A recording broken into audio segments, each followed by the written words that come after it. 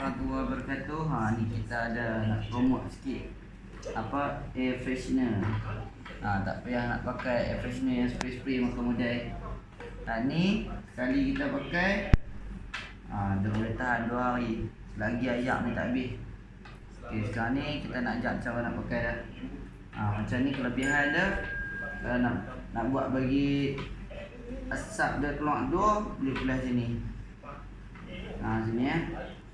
Nak belah dua. Misal kita nak bagi dia keluar satu tempat belah ni. Okey, cara nak buat dia. Amai ni dekat sikit. Mula-mula buka macam ni. Cara dia senang. Tuang ayak mineral ke, ayak masak ke. Tak gak ke.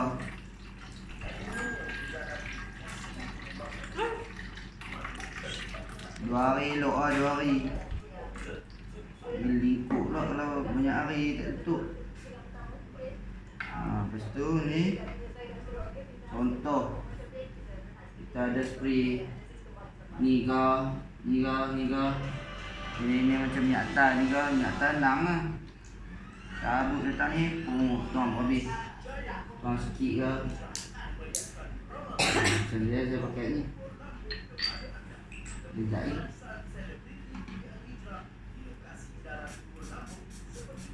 Spray dah ni. Kalau banyak. Okay, dia pusing makan apa.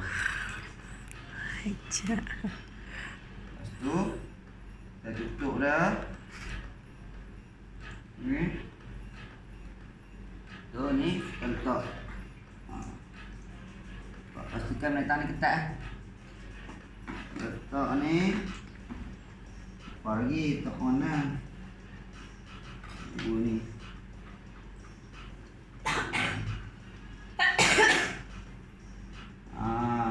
Keluar sikit.